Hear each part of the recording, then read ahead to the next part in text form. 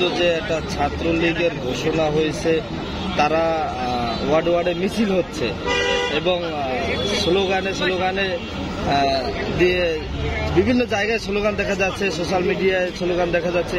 আসলে এই বিষয়ে কি মন্তব্য করবেন?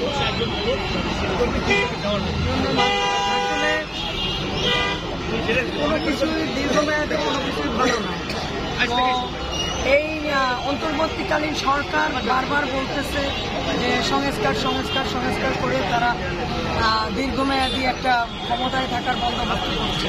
তো দীর্ঘমেয়াদী বন্দোবস্ত করলে পলাতক সরকার বা পলাতক ফ্যাসিস্ট আবার তারা দোসররা মাথা চাড়া দিয়ে উঠবে এবং অলরেডি বিভিন্ন জায়গায় তারা মাথা চাড়া দিয়ে উঠতেছে এবং তাদেরকে পুনর্বাসনের একটা চেষ্টা চলতেছে বিভিন্ন মহলে।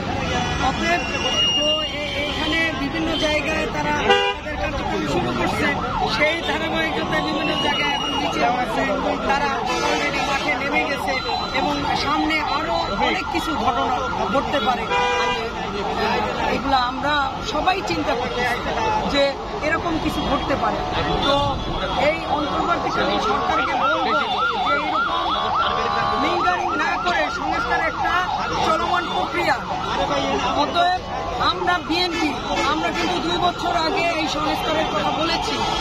বিএনপি সবসময় গণমানুষের দল, বিএনপি সংস্কার বলেছে, বিএনপি সবসময় সংস্কার করবে, আগামী দিনেও বিএনপি সংস্কার করবে এবং যে দল এই ক্ষমতায় আসবে তারাই সংস্কার করবে।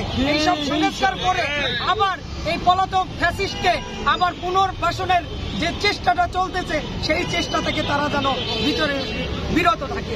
আচ্ছা, মহানগরে তো আপনি একজন নেতা, মহানগরের যে আছে আরো বেশ কয়েকজন নেতাকর্মীরা আছে, এখন কার্যক্রম মানে এটার বিরুদ্ধে দাঁড়ানোর কার্যক্রম আপনাদের প্রক্রিয়া কতটুকু চলমান?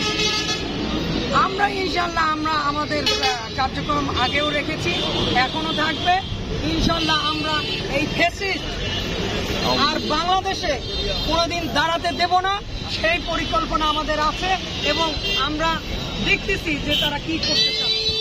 অতএব আমরা সবাই ঐক্যবদ্ধ হয়ে মহানগর বিএনপি এইসব ফ্যাসিস্টদের প্রতিহত করবে ইনশাল্লাহ।